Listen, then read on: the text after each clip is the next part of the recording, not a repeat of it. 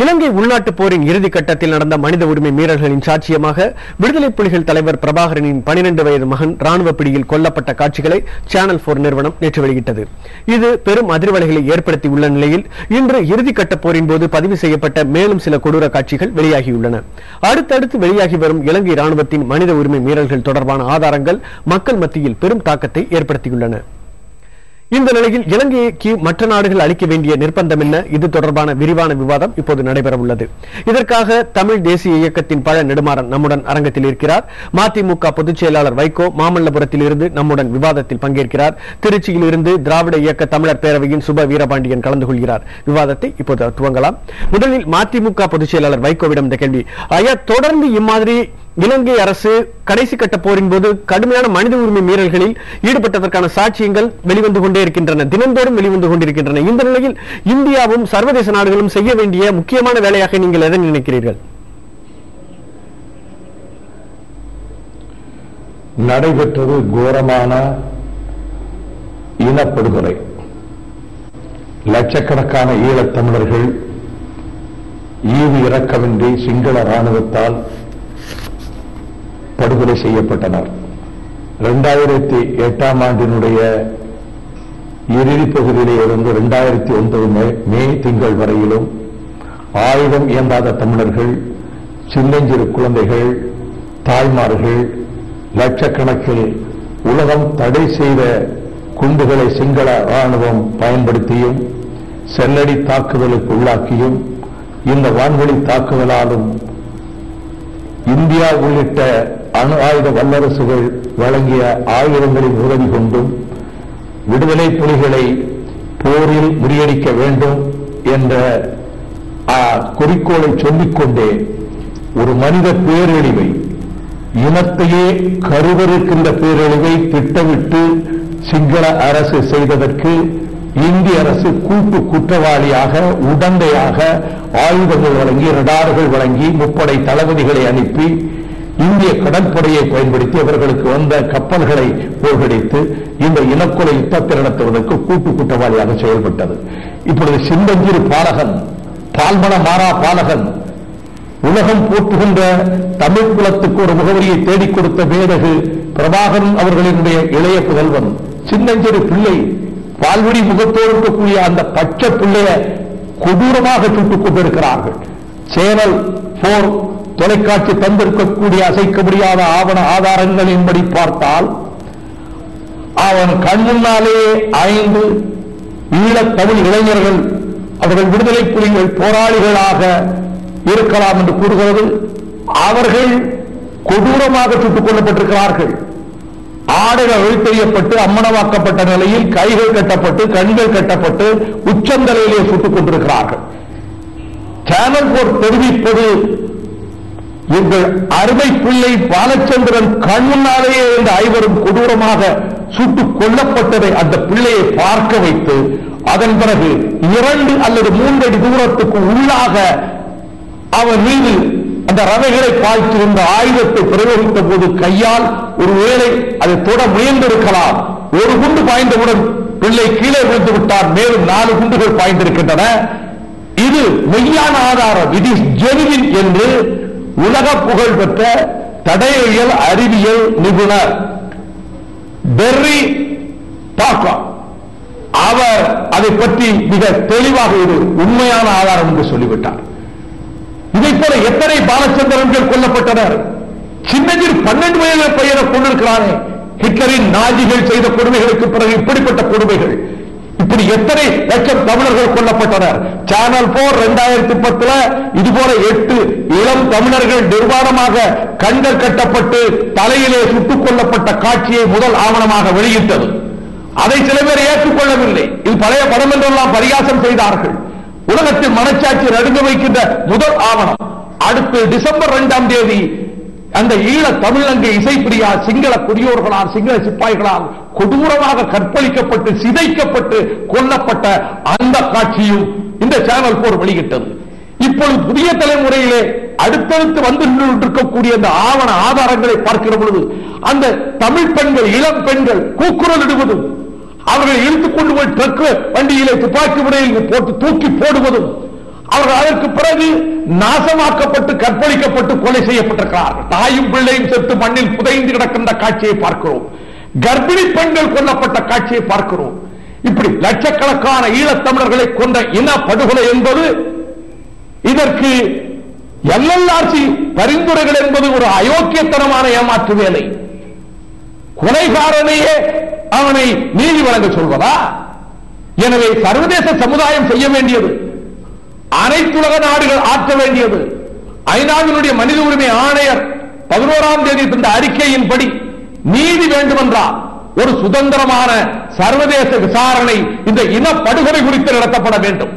What has happened is a terrific genocide of Eelam Tamil race.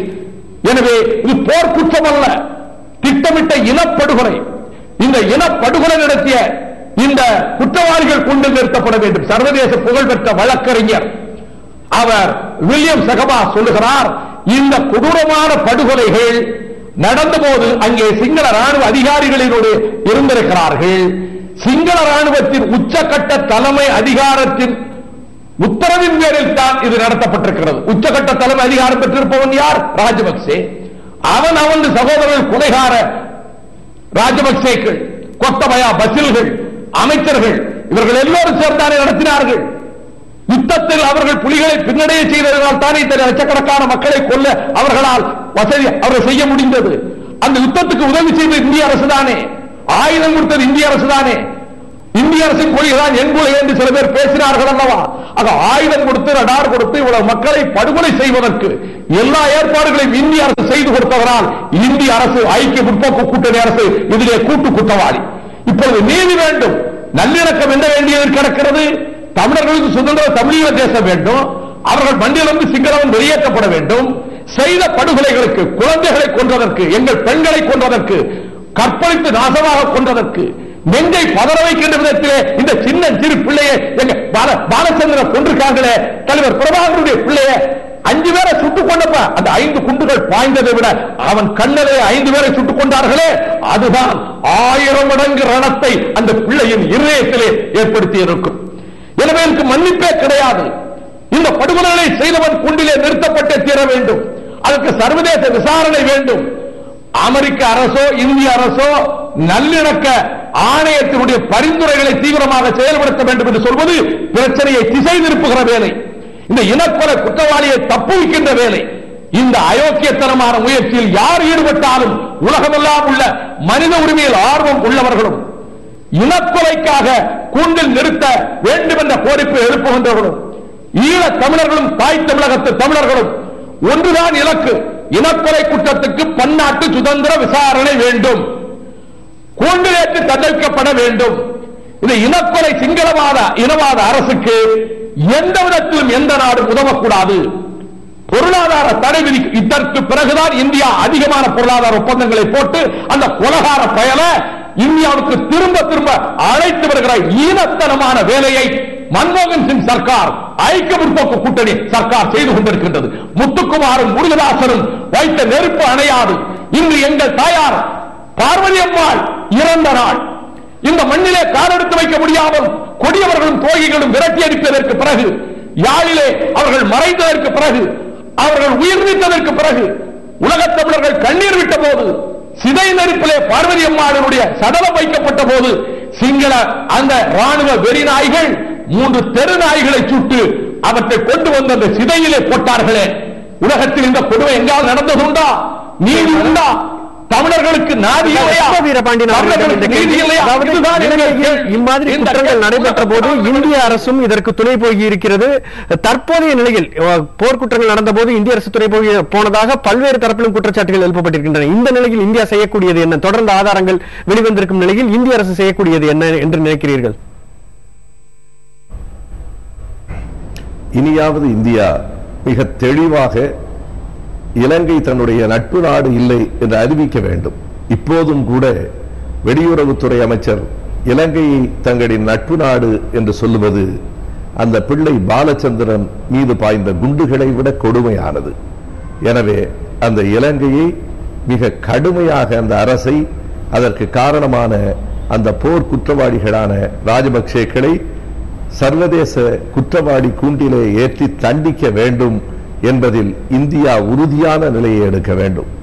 எக்காரணத்தை கொண்டு இனி அந்த இலங்கை அரசு தப்பிப்பதற்கு இந்தியா துணை போக கூடாது.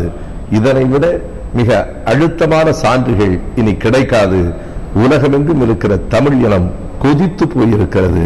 எனவே இந்த நேரத்திலாவது தங்களின் பழைய பிழைகளை திருத்திக் கொண்டு இந்திய அரசு சரியாக செயல்பட வேண்டும் என்பதுதான் அனைவரின் விருப்பமும் ஆகும். நடுமரன் ஐயாவிடம் இந்த கேள்வி, அதாவது நாம் தொடர்ந்து அவர்களின் மீது ஒரு பெரிய நீதி விசாரணையை சர்வதேச அரங்கில் நடத்த வேண்டும் என்று கூறுகிறோம். ஆனால் மனித உரிமை ஆணையத்தில், ஐநா மனித உரிமை ஆணையத்தில் கொண்டு வரப்படும் தீர்மானங்கள் எல்லாமே LLRC அறிக்கையில் குறிப்பிடப்பட்டிருக்கும் பரிந்துரைகளை அவர்கள் நிறைவேற்ற வேண்டும், வேறு சில பரிந்துரைகளை முன்வைத்து விசாரணை அவர்களை நடத்த வேண்டும் என்பதை போலவே இருக்கின்றன. இந்த நிலையில் சர்வதேச சமூகமும் இந்தியாவும் என்ன செய்ய வேண்டும் என்று எதிர்பார்க்கிறீர்கள்? இல்ல, LLRC 2 ஆண்டுகளுக்கு முன்னால் அமைக்கப்பட்ட ஒன்று விசாரணை நடத்தி அதனுடைய பரிந்துரைகளை ஆராய்வதற்காகத்தான் சென்ற ஆண்டு கூடியது. அந்த பரிந்துரைகளில் இலங்கை அரசால் அமைக்கப்பட்ட அந்த குழுவே சில பரிந்துரைகளை செய்திருக்கிறது. அதை உடனடியாக நிறைவேற்ற வேண்டும் என்று மனித உரிமை ஆணையம் உத்தரவு பிறப்பித்தது சென்ற ஆண்டு கூட்டத்தில். அந்த உத்தரவை இலங்கை அரசு நிறைவேற்றியிருக்கிறதா என்பதை ஆராய்வதற்குத்தான் இப்போது கூட்டம் கூட்டப்படுகிறது.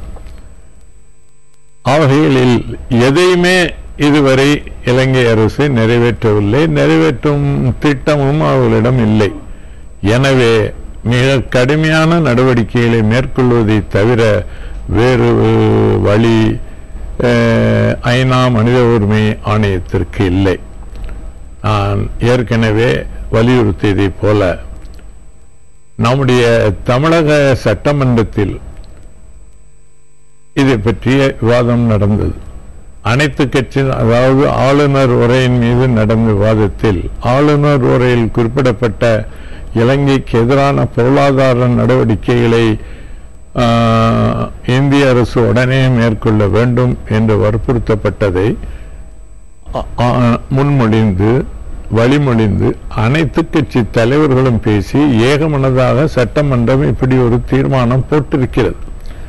அந்த தீர்மானத்தை ஏற்று பொருளாதார புறக்கணிப்பு நடவடிக்கைகளை இந்திய அரசு மேற்கொள்ள வேண்டும். அதற்கு முன்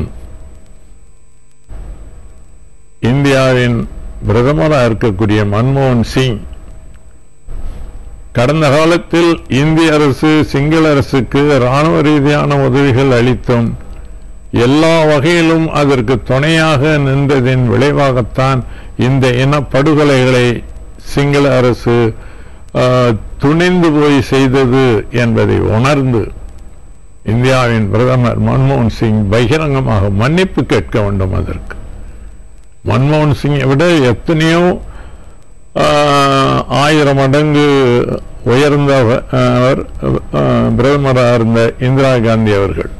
ஆனால் அவர் அதற்கு பிறகு பிரதம மந்திரியாக வந்தபோது முதலில் அவசரகால நிலையை பிறப்பித்ததற்கும் அதனால் ஏற்பட்ட மக்களுக்கு ஏற்பட்ட பல்வேறு கொடுமைகளுக்கும் பகிரங்கமாக மன்னிப்பு கேட்டார். இந்திரா காந்தியை விட ஒரு பெரியவர் அல்ல. எனவே அதை முன்மாதிரியாக வைத்து அவர் மன்னிப்பு கேட்க வேண்டும். குறிப்பாக தமிழ் சமுதாயத்திடம் அவர் மன்னிப்பு கேட்க வேண்டும். அதற்கு பின்னால் பொருளாதார புறக்கணிப்பு நடவடிக்கைகள் மேற்கொள்ள வேண்டும். எதிர்காலத்தில் சிங்கள இராணுவத்திற்கு இந்தியாவில் எவ்வித பயிற்சியும் கொடுக்கக்கூடாது. எல்லா வகையிலும் இலங்கைக்கு ஆயுத உதவியோ இராணுவ ரீதியான உதவியோ செய்யக்கூடாது. செய்வது அத்தனையும் நிறுத்த வேண்டும். இலங்கையில் நடந்த இறுதிக்கட்ட போரின் போது நடந்த மனித உரிமை மீறல்கள் குறித்த ஆதாரங்கள் தொடர்ந்து வெளிவந்து கொண்டிருக்கின்றன. நேற்று விடுதலை புலிகள் இயக்கத்தின் தலைவர் பிரபாகரனின் 12 வயது மகன் பாலச்சந்திரன் கொல்லப்பட்ட காட்சிகள் நேற்று சேனல் 4 வெளியிட்டது. இன்றும் புதிய பிரத்யேக காட்சிகள் புதிய தலைமுறையில் வெளியிடப்பட்டிருக்கின்றன. தொடர்ந்து இம்மாதிரி போர்க்குற்றங்களுக்கான ஆதாரங்கள் வெளிவந்திருக்கும் நிலையில் இந்தியாவும் சர்வதேச சமூகமும் வரவிருக்கும் ஐநா மனித உரிமைகள் கவுன்சிலின் கூட்டத்தில் செய்ய வேண்டியது என்ன, தொடர்ச்சியாக அதனைத் தொடர்ந்தும் செய்ய வேண்டிய ஆற்ற வேண்டிய காரியங்கள் என்ன என்பது குறித்து தற்போது விவாதித்துக் கொண்டிருக்கிறோம். திராவிட இயக்க தமிழர் பேரவையின் சுப வீரபாண்டியனிடம் இப்போது இந்த கேள்வி. ஐயா, அதாவது இலங்கையின் இறுதி யுத்தம் நடந்து கொண்டிருந்த காலகட்டத்தில் தமிழகத்தில் இருந்த கட்சிகள் இந்த விஷயத்தில் ஒரு முனைப்புடன் செயல்படவில்லை என்ற ஒரு குற்றச்சாட்டு இருக்கிறது. தற்போதும் அம்மாதிரியான ஒரு சூழல் நிலவுவதாக கருதுகிறீர்களா? என்ன செய்ய வேண்டும்? இந்திய அரசு ஒரு தீவிரமான நிலைப்பாட்டை எடுப்பதற்கு என்ன செய்ய வேண்டும் என்று நினைக்கிறீர்கள்? இன்றைக்கு தமிழகத்தில் ஏறத்தாழ ஒருமித்த கருத்தும் ஒரு நிலையும் வந்து கொண்டிருப்பதை நாம் பார்க்கிறோம். இன்றைக்கு காலையில முதலமைச்சர் அறிக்கையும் திராவிட முன்னேற்ற கழகத்தினுடைய தலைவர் கலைஞர் அவர்களினுடைய அறிக்கையும் இலங்கையை கண்டித்தும் அங்கே நடந்தது போர் அல்ல, இனப்படுகொலைதான் என்றும் கூறியிருக்கிறார்கள். இப்படி அனைத்து கட்சிகளும் இன்றைக்கு இலங்கை அரசுக்கு எதிராக ஒரு நிலையை எடுத்திருக்கிறோம். எனவே இந்த ஒருமித்த நிலையை நாம் ஒன்று சேர்த்து கொண்டு போக வேண்டும். தமிழக மக்களினுடைய உணர்வுகளை வெளிப்படுத்துவதாக, எதிரொலிப்பதாக இன்றைக்கு ஏற்பட்டிருக்கிற நிலையை நாம் குலைத்துவிடக் கூடாது. சின்ன சின்ன வேறுபாடுகள் இருக்கலாம், அது குறித்து கவலை கொள்ள தேவையில்லை. அனைவரும் ஒரே தமிழராய் ஒரே உருவமாய் எழுந்து நின்று இலங்கை அரசை, ராஜபக்சேயை, அவருடைய தம்பிகளை, அந்த கொலையாளிகளை சர்வதேச குற்றவாளி கூண்டில் நிறுத்த வேண்டும் என்பதில் இன்று போல் ஒரே கருத்தில் நடைபோட வேண்டும் என்பதுதான் என் விருப்பம். நிச்சயமாக ஐயா. அதாவது இந்திய அரசு இந்த விவகாரத்தில் ராஜதந்திர ரீதியான உறவுகளை மனதில் வைத்து செயல்படுகிறது என்ற குற்றச்சாட்டு தொடர்ந்து இருந்து வருகிறது. இந்த நிலையில தமிழக கட்சிகள் என்ன மாதிரியான அழுத்தத்தை கொடுக்க வேண்டும் என்று நீங்கள் நினைக்கிறீர்கள்? இந்திய அரசு இலங்கை அரசுக்கு எதிரான போர்க்குற்ற விசாரணைக்கு ஒரு அழுத்தத்தை கொடுக்கும் வகையில் தமிழகத்தில் இருக்கும் கட்சிகள் என்ன செய்ய முடியும்? அவை சரியான திசையில் தான் சென்று கொண்டிருக்கின்றனவா? தமிழக சட்டமன்றம் அதிலே அங்கம் வகிக்கிற அனைத்து கட்சிகளும் சேர்ந்துதான் ஒரு திட்டத்தை இந்திய அரசுக்கு கொடுத்தார்கள், பொருளாதார புறக்கணிப்பு நடவடிக்கை. இதைத் தொடர்ந்து அங்கே நாடாளுமன்றத்திலே அங்கம் வகிக்கிற தமிழ்நாட்டை சேர்ந்த 40 நாடாளுமன்ற உறுப்பினர்களும் ஒருங்கு பிரதமருக்கு அழுத்தம் கொடுக்க வேண்டும். காவிரி பிரச்சனையில் உச்சநீதிமன்ற உத்தரவுப்படி நடுவர்மன்றம் அளித்த தீர்ப்பை அரசியலில் வெளியிட்டாய் ஆக வேண்டும்.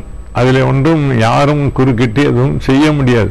ஆனால் அதை தடுத்து நிறுத்துகிற ஒரு அநீதியான போக்குக்கு அங்கே கர்நாடக மாநிலத்தைச் சேர்ந்த அத்தனை பேரும் ஒன்று சேர்ந்து வந்து பிரதமரை நீ வெளியிடாதே என்று வற்புறுத்துகிறார்கள். அந்த ஒற்றுமை இங்கே மலர வேண்டும். அதை டெல்லியிலே நம்முடைய அழுத்தத்தை அதிகப்படுத்த வேண்டும்.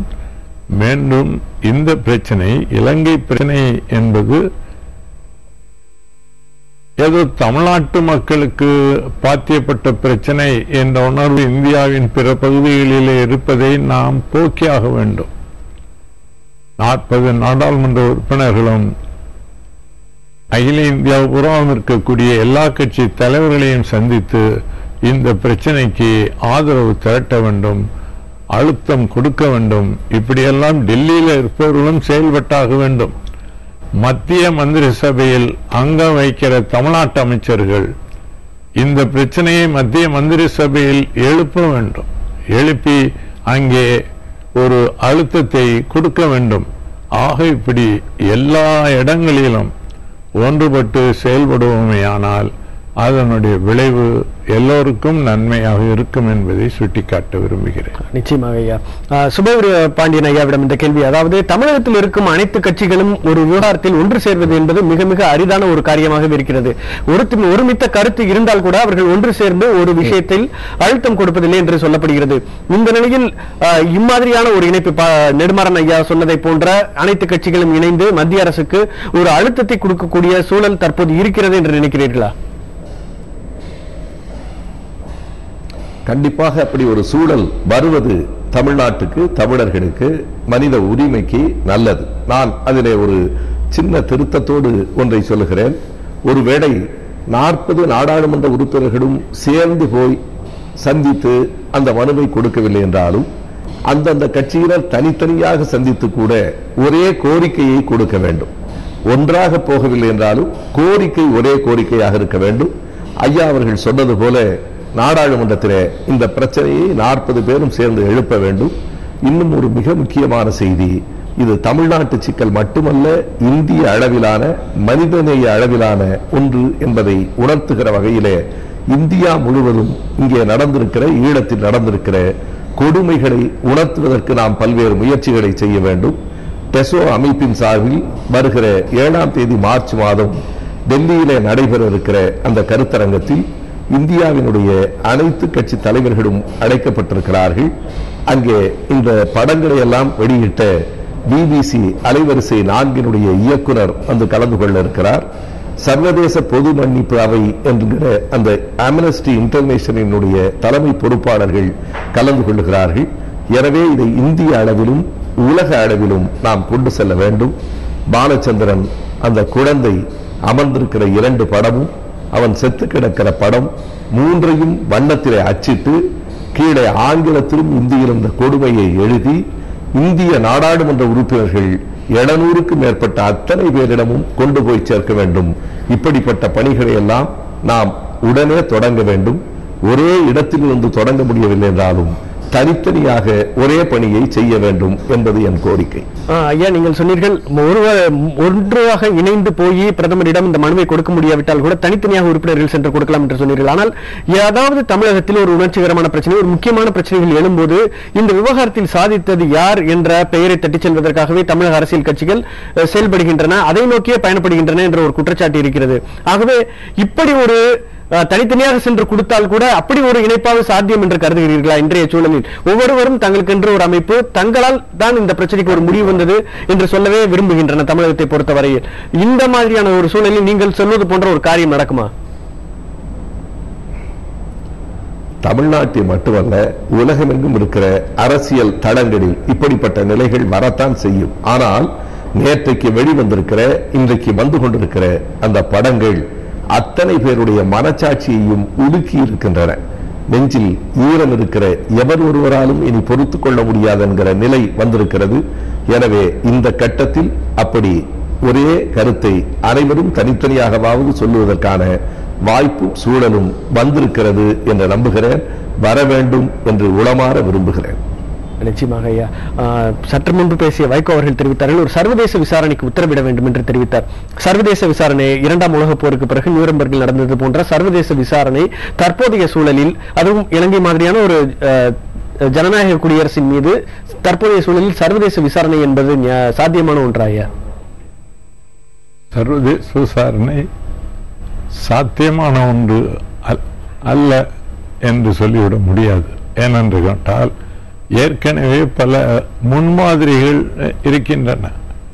2ஆம் உலகப் போர் முடிந்த பிற்பாடு அந்த உலகப் போரில் ஜெர்மன் நாஜி படையினர் செய்த அந்த கொடூரமான இன அழிப்பு நடவடிக்கைகளை குறித்து விசாரிக்க வேண்டும் என்ற கோரிக்கை எழுந்தபோது அன்றைக்கு நூரம்பர்கில் ஒரு சர்வதேச விசாரணை நீதிமன்றம் அமைக்கப்பட்டது. ஹிட்லர் அவர் தற்கொலை செய்து கொண்டு இறந்து போனார். ஆனால் ஹிட்லருக்கு அடுத்த பதவியில் இருந்தவர்கள், அதாவது கோயரிங் போன்றவர்களெல்லாம் சிறைப்பிடிக்கப்பட்டார்கள். முக்கியமான தளபதிகள் சிறைப்பிடிக்கப்பட்டார்கள். விசாரணை நடந்தது. விசாரணையின் முடிவில் அனைவருக்குமே அதில் தூக்கு தண்டனை விதிக்கப்பட்டது. அதே போல அங்கே டோக்கியோவில் ஜப்பானிய யுத்த குற்றவாளிகள் இனப்படுகொலை செய்த குற்றத்தின் கீழ் அவர்கள் ஜப்பான் நாட்டின் பிரதமராக இருந்த டோஜோ உட்பட அவர்களெல்லாம் குற்றவாளிகளாக கூண்டிலே நிறுத்தப்பட்டு விசாரணை நடத்தப்பட்டு அவர்கள் தண்டிக்கப்பட்டார். இது உலகத்தில் எங்கு எந்த கொடுமை இது போன்ற நிகழ்ந்த போதெல்லாம் சர்வதேச விசாரணை மன்றம் அமைக்கப்பட்டிருக்கிறது. குற்றவாளிகளுக்கு உரிய தண்டனை வழங்கப்பட்டிருக்கிறது. அதேதான் நாமும் கேட்கிறோம். அது மட்டுமல்ல, வங்காளதேச போராட்டம் நடைபெற்ற போது அன்றைக்கு இருந்த பிரதமர் இந்திரா காந்தி அவர்கள் இராணுவத்தை அனுப்புவதற்கு முன்னால் அவர் ஒரு குழுவை அன்றைக்கு அமைத்தார். ஜெயபிரகாஷ் நாராயணன் போன்ற கட்சி சார்பற்றவர்கள் பல்வேறு எதிர்க்கட்சியினரை கொண்ட குழுவை அமைத்து உலக நாடுகளுக்கெல்லாம் அனுப்பினார். அனுப்பி இப்படி ஒரு இனப்படுகொலை அங்கே நடக்கிறது வங்கதேசத்தில், அதை அடுத்து நிறுத்த வேண்டும், உலகம் இதில் தலையிட வேண்டும் என்று கேட்டு அந்த குழு எல்லா நாடுகளுக்கும் சென்று ஆதரவு திரட்டியது. அதே போல இன்றைக்கு பிரதமர் மன்மோகன் சிங் ஒரு குழுவை அமைக்க வேண்டும். அதற்கு அவருடைய கூட்டணி கட்சியாக இருக்கக்கூடிய திமுக அவருக்கு அதற்கான அழுத்தத்தை கொடுக்க வேண்டும். திமுக இங்கே டெசோ மாநாடு நடத்துவது சரி, ஆனால் அவருக்கு அழுத்தம் கொடுத்து இதை போன்ற ஒரு குழுவை உலக நாடுகளுக்கு அனுப்புவதற்கு ஏற்பாடு செய்ய வேண்டும் என்று வற்புறுத்த வேண்டும். அது மட்டுமல்ல, ஐநா சபைக்கு போகிற இந்திய தூதுக்குழுவில் நம்முடைய தமிழ்நாட்டின் சார்பில் அது திமுக பிரதிநிதியாக கூட இருக்கலாம், ஸ்டாலின் அவர்களே அனுப்பலாம். அதில் அந்த குழுவில் அனுப்பி உள்ளே போய் ஐநா பேரவைக்குள்ளே இந்த குரலை ஓங்கி ஒலிப்பதற்கு வழிவகை செய்ய வேண்டும். இதை செய்யக்கூடிய இடத்தில் இன்றைக்கு திமுக இருக்கிறது. அவர்கள் அதை அங்கு வலியுறுத்த வேண்டும். பிரதமரை இதை ஒப்புக்கொள்ள வைத்து அவர்கள் செய்ய வேண்டும். அத்தகைய நடவடிக்கைகளை அவர்கள் எடுக்கும்போது ஒட்டுமொத்த தமிழகமும் அவர்களுக்கு ஆதரவாக நிற்கும்.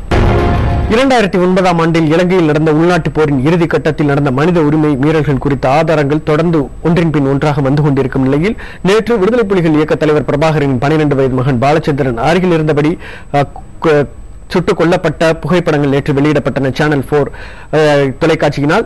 இன்றும் மேலும் சில ஆவண காட்சிகள் நம்மிடம் கிடைத்திருக்கின்றன. இது தொடர்பான விவாதத்தில் இருக்கிறோம். அதாவது இந்தியாவும் சர்வதேச சமூகமும் செய்ய வேண்டியது என்ன என்பது குறித்த விவாதத்தில் இருக்கிறோம்.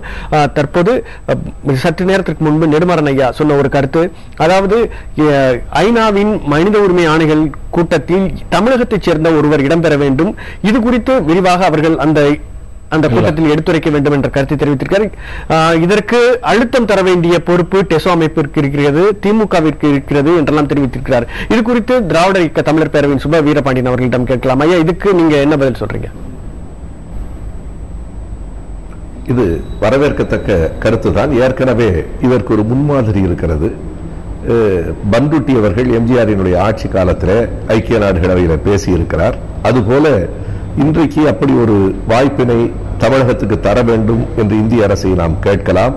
தளபதி ஸ்டாலின் அவர்களினுடைய குரல் ஈழ மக்களுக்காக ஐக்கிய நாடு மன்றத்தினுடைய மனித உரிமை குழுவில் ஒலிக்குமானால் அது அனைவருக்கும் பெருமையும் மகிழ்ச்சியும் தருகிற ஒன்றாகத்தான் இருக்கும்.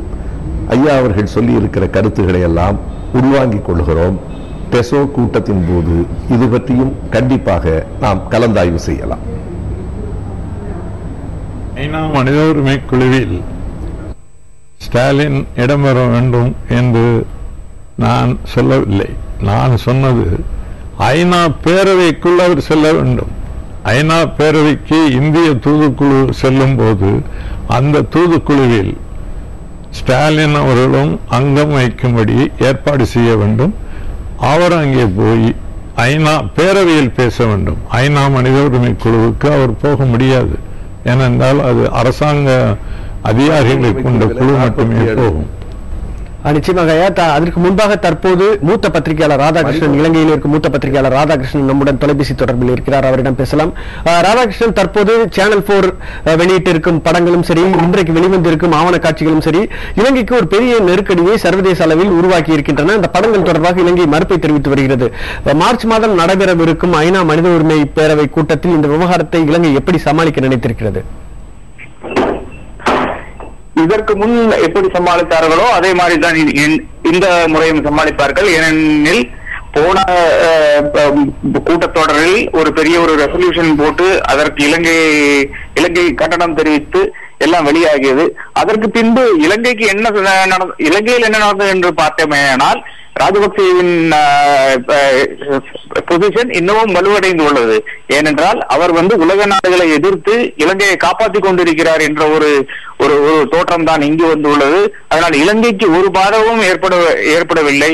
அதே போல் இன்னும் ஒரு ரெசல்யூஷன் போட்டு எத்தனை ரெசல்யூஷன் வேணா எங்க வேணா போடுங்க, இது இலங்கையை பாதிக்காது என்ற ஒரு போக்கில் தான் போய் கொண்டிருக்கிறார்கள்.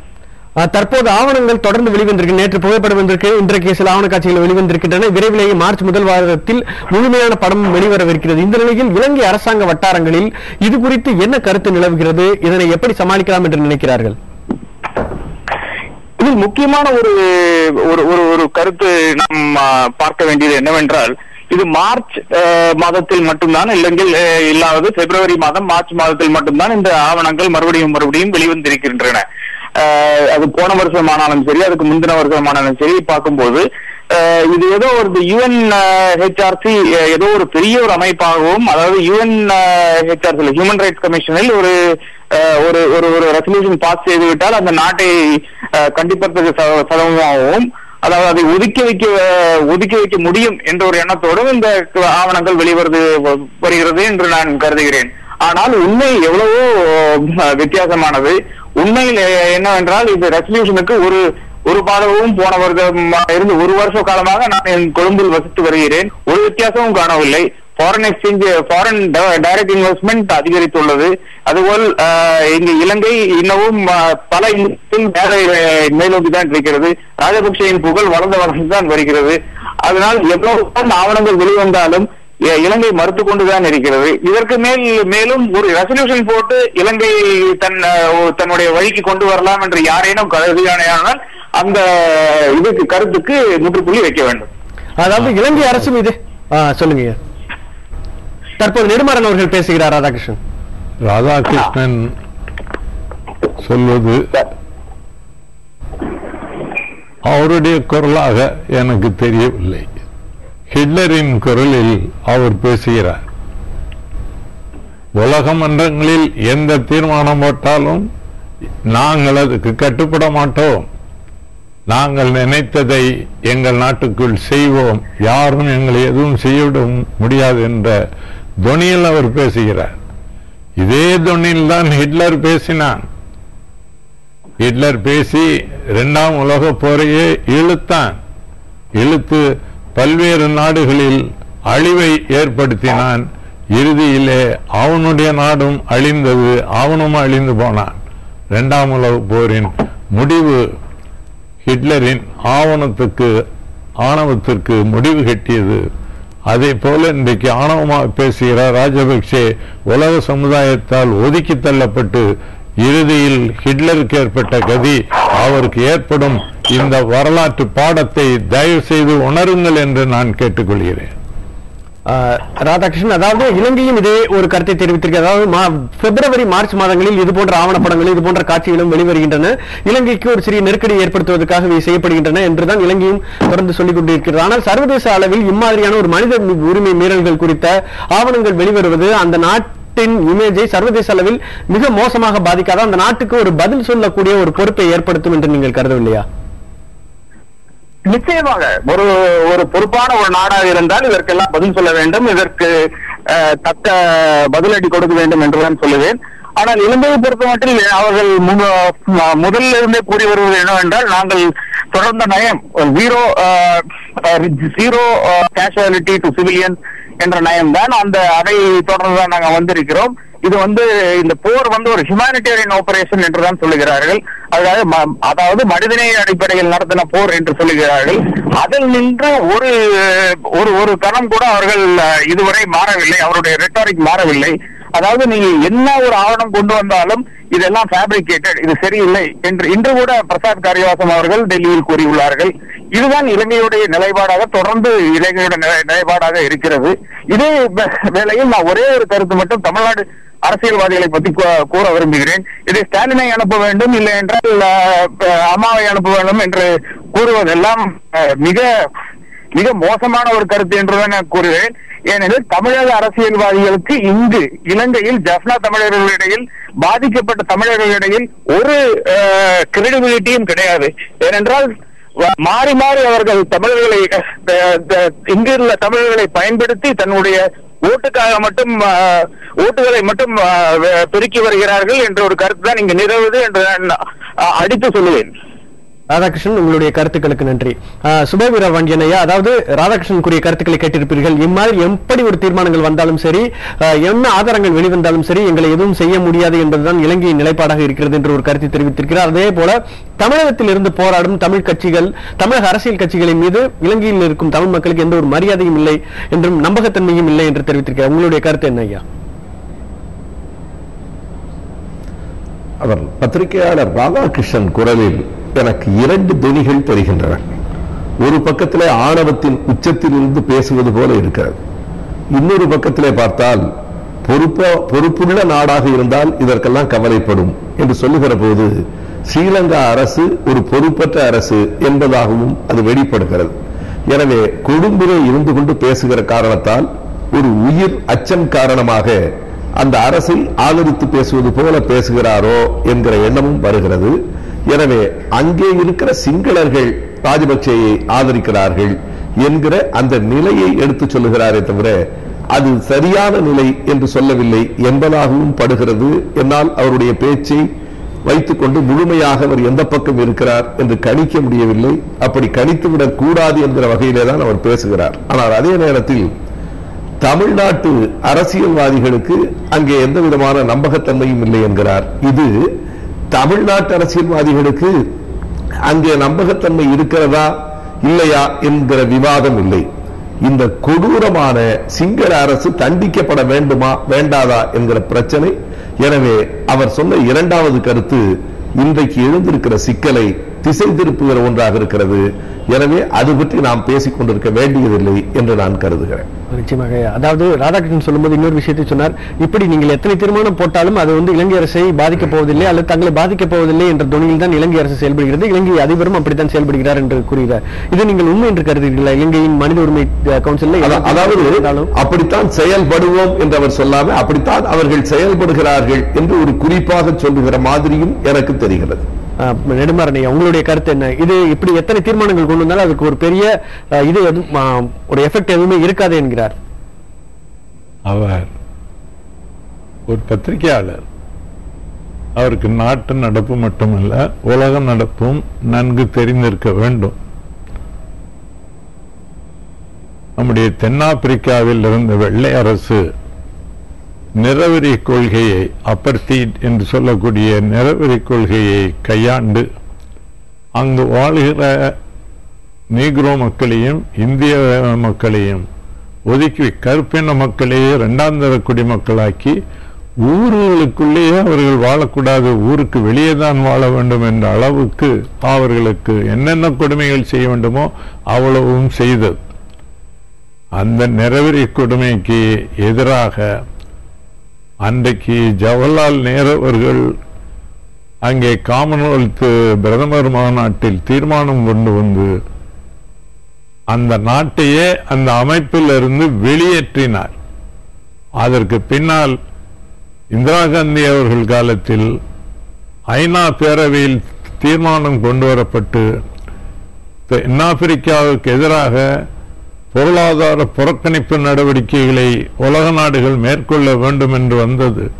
அன்றைக்கு அமெரிக்கா, பிரிட்டன் போன்ற நாடுகள் மறைமுகமாக தென்னாப்பிரிக்காவுக்கு உதவி செய்தும் கூட அந்த புறக்கணிப்பு நெருக்கடியை பொறுக்க முடியாத கட்டத்தில் தான் தென்னாப்பிரிக்க அரசு பணிய வேண்டி வந்தது. 27 ஆண்டு காலம் நெல்சன் மண்டேலா சிறையில் இருந்தவர் விடுதலை செய்யப்பட்டார் என்று சொன்னால் இந்த உலக நிர்பந்தத்தின் காரணமாக அவரை விடுதலை செய்தார்கள். பின்னால் ஒரு தேர்தல் நடத்தப்பட்டு அவரே அந்த நாட்டின் குடியரசுத் தலைவர் ஆனார் என்று சொன்னால் உலக நாடுகள் அளித்த நிர்பந்தம் அந்த தென்னாப்பிரிக்க அரசை அன்றைக்கு பணிய வைத்து, தென்னாப்பிரிக்க அரசை விட வலிமை வாய்ந்த அரசு அல்ல இது. 30 ஆண்டு காலமாக நடைபெற்ற ஈழ போராட்டத்தில் ஒவ்வொரு போரிலும் விடுதலை புலிகள் வெற்றி வாகை சூடினார்கள். 30 ஆண்டு காலமும் வெற்றி வாகை சூடினார்கள். கடைசியாக இந்தியா, சீனா, ரஷ்யா, பாகிஸ்தான் உள்பட 20 நாடுகள் கூடி இந்த போரிலே சிங்கள இராணுவத்திற்கு எல்லா வகையான உதவியும் செய்த காரணத்தினாலே புலிகளுக்கு பின்னடைவு ஏற்பட்டதை தவிர இந்த 20 நாடுகள் ஆதரவு இல்லாமல் போயிருக்குமானால் இந்நேரம் அங்கே கொழும்பிலே புலிக்கொடி பறந்திருக்கும் என்பதிலே சந்தேகமில்லை. இது ராஜபக்சே உணர வேண்டும். ராஜபக்சேக்கு வக்காலத்து வாங்குகிறவர்களும் இதை உணர வேண்டும். நிச்சயமாக ஐயா. வீரபாண்டியன் ஐயாவிடம் இந்த கேள்வி, அதாவது இந்த பிரச்சனை திரும்ப திரும்ப ஒரு தமிழர் பிரச்சனையாகவே பேசப்படுகிறது. இந்திய அளவில் சற்று முன்பு பேசும்போது கூட நெடுமாறன் ஐயா தெரிவித்தார், இது ஏதோ தமிழர்களின் பிரச்சனை என்பதாகவே இந்திய அளவில் ஒரு கருத்து இருக்கிறது என்ற கணிப்பு எல்லாரிடமுமே இருக்கிறது. இது ஒரு மனித உரிமை மீறல் பிரச்சனை, சர்வதேச நாடுகள் அனைத்துமே கவனத்தில் கொள்ள வேண்டிய ஒரு பிரச்சனை, இந்தியா முழுவதும் இருக்கும் எல்லா மாநிலங்களும் கவனம் செலுத்த வேண்டிய ஒரு பிரச்சனை என்ற ஒரு பார்வை இந்தியாவில் இல்லை என்பதுதான் ஒரு நிதர்சனமான உண்மையாக இருக்கிறது. தமிழகத்தில் இருக்கும் அரசியல் கட்சிகள் இந்த விவகாரத்தில் குரல் கொடுப்பதை தவிர வேறு என்ன காரியங்களில் இந்திய அளவில் இந்த பிரச்சனையை எடுத்து செல்ல சரியான புரிதலை அகில இந்திய அளவில் ஏற்படுத்த தமிழகத்தில் இருக்கும் அரசியல் கட்சிகள் என்ன மாதிரியான நடவடிக்கையை இந்த 30 ஆண்டு காலத்தில் மேற்கொண்டிருக்கின்றன என்று நினைக்கிறீர்கள்?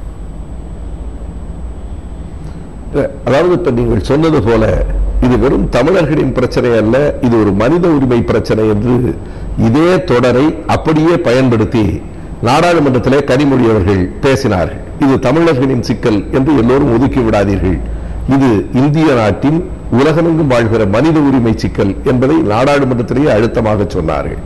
எனவே இப்படி ஒரு அழுத்தத்தை அகில இந்திய அளவிலே நாம் கொடுக்க வேண்டும். சென்னைக்கு டெசோவுக்கு மாநாட்டுக்கு வந்திருந்த போது ராம்விலாஸ் பாஸ்வான் அவர்கள் இதை டெல்லியிலேயே மாநாடு நடத்தி நான் அனைத்து கட்சிகளிடமும் சொல்லுவதற்கு எங்கள் கட்சியே தயாராக இருக்கிறது என்று சொன்னார். ஐயா அவர்கள் சொன்னது போல உலக வரலாற்றில் இதற்கு ஏராளமான முன் எடுத்துக்காட்டுகள் இருக்கின்றன. செர்பியா போஸ்னியா யுத்தத்தின் போது 7000 இஸ்லாமிய பெருமக்கள் கொல்லப்பட்டு புதைக்கப்பட்ட அந்த செய்திகள் பிறகு கண்டறியப்பட்டு அந்த நாட்டினுடைய அதிபர் தண்டிக்கப்பட்டார் என்கிற வரலாறு நம்மிடத்தில் இருக்கிறது. எனவே தீர்மானங்களால் எங்களை ஒன்றும் செய்துவிட முடியாது என்கிற ஆணவ குரல்கள் அடங்கும் நேரம் நெருங்கிக் கொண்டிருக்கிறது. நாம் அனைவரும் சேர்ந்து இந்த அழுத்தத்தை கொண்டு போக வேண்டும். நமக்குள் இருக்கிற சின்ன சின்ன பிரிவுகளையும் பிளவுகளையும் ஈழம் போன்ற சிக்கல்களிலே நாம் முன்னிறுத்தக்கூடாது. இணைந்து செயல்பட வேண்டிய நேரம் நமக்கு வந்திருக்கிறது. நாம் தமிழர்களாக மனிதர்களாக ஒருங்கிணைவோம். நம்மால் பல அழுத்தங்களை இந்திய அரசுக்கும் உலக நாடுகளுக்கும் கண்டிப்பாக கொடுக்க முடியும். நிச்சயமாக ஐயா. தற்போது இலங்கையின் முன்னாள் எம்பியும் அதிபர் தேர்தலில் ராஜபக்சேவை எதிர்த்து போட்டியிட்டவருமான சிவாஜிலிங்கம் நம்முடன் தொலைபேசி தொடர்பில் இருக்கிறார். அவரிடம் பேசலாம். ஐயா வணக்கம். நேற்று பிரபாகரனின் மகன் கொல்லப்பட்ட காட்சிகள் வெளிவந்திருக்கும் நிலையில் இன்றும் சில காட்சிகள், மிக கொடூரமான காட்சிகள், போரின் இறுதிக்கட்டத்தில் நடைபெற்ற காட்சிகள் வெளிவந்திருக்கின்றன. சற்று முன்பு இலங்கையிலிருந்து பேசிய பத்திரிகையாளர் ஒருவர் இம்மாதிரி தீர்மானங்கள், இம்மாதிரி ஆவணங்கள் என்ன வெளிவந்தாலும் இலங்கையின் அரசை அது எந்த விதத்திலும் பாதிக்கப் போவதில்லை என்று தெரிவித்தார். இலங்கையிலேயே இருக்கிறீர்கள், இலங்கையின் முன்னாள் எம்பியாக இருந்திருக்கிறீர்கள், உங்களுக்கு என்ன தோன்றுகிறது? இலங்கை அரசு எந்தவித நெருக்கடியையும் உணரவில்லையா? இலங்கை அரசு நெருக்கடியை உணரவில்லை என்பது மிகவும் தவறான விடயம். ஆரம்பத்திலே போர் முடிவடைந்தவுடன் மிகப்பெரிய வெற்றி பெருமிதத்திலே திருமாப்பிலே இருந்தவர்கள் இப்பொழுது படிப்படியாக கலக்கமடைய ஆரம்பித்திருக்கிறார்கள். ஆகவே தமிழீழ விடுதலை புலிகளுடைய தலைவர் பிரபாகரன் அவர்களுடைய மகன், இளைய மகன் பாலச்சந்திரன் போன்ற பல்லாயிரக்கணக்கான சிறுவர்களும் பெண்களும் வயோதிபர்களும் கொல்லப்பட்ட இந்த போர் கொடுமைகளில் இருந்தும் இனப்படுகொலைக்குமான சர்வதேச நீதி விசாரணை எங்களுக்கு தேவை. இந்த விசாரணைக்கு இலங்கை அதிபர் மஹிந்த ராஜபக்ச, அதே போல பாதுகாப்பு செயலாளர் கோத்தபாய ராஜபக்ச, இலங்கையினுடைய முன்னாள் ராணுவ தளபதி மேஜர் ஜெனரல் சரத் பொன்சேகா போன்றவர்களும் பதில் சொல்லக்கூடிய விதத்திலே சர்வதேச நீதி விசாரணை, நீதி எங்களது ஈழத்தமிழர்களுக்கு கிடைக்க வேண்டும் என்பதுதான் எங்களுடைய திட்டவட்டமான ஒரு எதிர்பார்ப்பு. இதிலே குறிப்பாக இந்தியா விடுதலை புலிகளை அழிப்பதிலே தீவிர பங்காற்றி அதுடன் சேர்த்து பல்லாயிரக்கணக்கில் எங்களுடைய மக்களும் பலியாயிருக்கிறார்கள். இனிமேலாவது பிராயச்சித்தமாக இப்பொழுது சீனாவினுடைய கால் ஆழ பதிந்து இன்றைக்கு வடக்கு கிழக்கு மாகாணங்களிலே இந்தியாவுக்கு மிக அருகிலே சீனாவினுடைய உதவியுடன் ராணுவ தளவங்கள் பலப்படுத்தப்பட்டு வருகின்ற இந்த சூழ்நிலையிலே இனிமேலாவது இந்தியா இந்த விடயத்திலே ஒரு இறுக்கமான உறுதியான நிலைப்பாட்டுக்கு வர வேண்டும். இதே போல சர்வதேச நாடுகளும் மேற்குலக நாடுகளும் வருவதன் மூலம்தான் இலங்கை அரசை பணிய வைக்க முடியும். இந்த சர்வதேச விசாரணையின் மூலம் தண்டனைகளை வழங்க முடியும். எங்களுக்கு சர்வதேச நீதி தேவை என்பதுதான் ஈழத்தமிழர்களுடைய உறுதியான எதிர்பார்ப்பு. சிவாஜிலிங்கம், உங்களுடைய கருத்துக்களுக்கு நன்றி. ஐயா, அதாவது இலங்கை அரசு இம்மாதிரியான நெருக்கடிகளை பல்வேறு தரங்களில் எதிர்கொண்டிருக்கிறது. அதை எங்களை எதுவும் செய்ய போவதில்லை என்பதுதான் ராதாகிருஷ்ணனுடைய கருத்தாக இருந்தது. தற்போது நாம் சொல்வது போல இது அகில இந்திய பிரச்சனையாக மாற்றும் போது இந்தியா இலங்கைக்கு ஒரு நெருக்கடியை கொடுக்க முடியும் என்று நினைக்கிறீர்களா? உங்களுடைய நிறைவு கருத்து. நாங்களே டெல்லியில் அன்றைக்கு எதிர்கட்சி தலைவர்களில் முக்கியமானவரான என்னுடைய நண்பர் ஜார்ஜ் பெர்னாண்டஸ் அவர்கள் மூலம் ஒரு மாநாட்டை டெல்லியில் நடத்தி இருக்கிறோம். அந்த மாநாட்டில் பல்வேறு அகில இந்திய கட்சி தலைவர்கள் பங்கு கொண்டார்கள். ராணுவ அதிகாரிகள் கூட அதில் முன்னாள் ராணுவ அதிகாரிகளும் அதில் பங்கு கொண்டார்கள். அந்த மாநாட்டிற்கு பிறகு ஜார்ஜ் பெர்னாண்டஸ் அவர்களே வாஜ்பாய் அவர்களின் அமைச்சரவையில் அவர் பாதுகாப்புத்துறை அமைச்சர் பொறுப்பை ஏற்றார்கள். வாஜ்பாய் அவர்கள் தலைமையில் பாதுகாப்புத்துறை அமைச்சராக ஜார்ஜ் பெர்னாண்டஸ் இருந்த 5 ஆண்டு காலம் வரை இலங்கைக்கு இந்தியா ராணுவ ரீதியான உதவி எதுவும் செய்ய முடியாது என்று சொல்லிவிட்டது. விலைக்கு ஆயுதங்கள் கொடுங்கள் என்று கேட்டபோது கூட கொடுக்க முடியாது என்று சொன்னார்கள். ஆக அது போன்ற ஒரு சூழ்நிலையை ஏற்படுத்த முடியும். அது ஒரு டெல்லிக்கு அழுத்தம் கொடுப்பதன் மூலம்தான் அந்த காரியத்தை செய்ய முடியும். மற்ற அகில இந்திய கட்சிகள், இன்றைக்கு குறிப்பாக அகில இந்திய கட்சிகளில் ஒன்றான இந்திய கம்யூனிஸ்ட் கட்சி இதில் சரியான நிலைப்பாடு எடுத்து ஈழப் பிரச்சனைக்கு முழுமையான ஆதரவு தந்து கொண்டிருக்கிறது. அவர்கள் டெல்லியிலே நாடாளுமன்றத்திலும் சரி, மேலவையில் ராஜா அவர்களும் நாடாளுமன்றத்திலே அவர்கள் கட்சி உறுப்பினர் லிங்கம் போன்றவர்களும் அங்கே இடைவிடாமல் இந்த பிரச்சனைக்கு குரல் கொடுக்கிறார்கள்.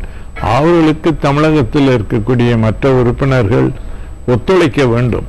அது மட்டுமல்ல, மாஸ்கோவில் நடைபெற்ற உலக கம்யூனிஸ்டுகள் மாநாட்டில் தோழர் ராஜா அவர்கள் இந்திய கம்யூனிஸ்ட் கட்சியின் பிரதிநிதியாக அங்கே சென்று அந்த மாநாட்டில் கூட இந்த பிரச்சனையை பற்றி பேசும்போது ரஷ்யாவும் கியூபாவும் ஈழ பிரச்சனையில் எடுத்த நிலை தவறான நிலை, அவர்கள் சிங்கள அரசுக்கு ஆதரவாக நடந்து கொண்டது தப்பு, ஆகவே அவர்கள் தங்களுடைய நிலைப்பாட்டை மறுபரிசீலனை செய்ய வேண்டும் என்று அவர் அங்கே வலியுறுத்தி இருக்கிறார்.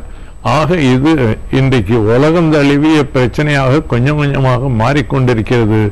நாம் முனைந்து வேலை செய்வோமானால் இந்தியா முழுவதும் ஆதரவை பெற முடியும், உலக நாடுகளின் ஆதரவையும் பெற முடியும். நிச்சயமாக ஐயா, உங்களுடைய கருத்துக்களுக்கு நன்றி.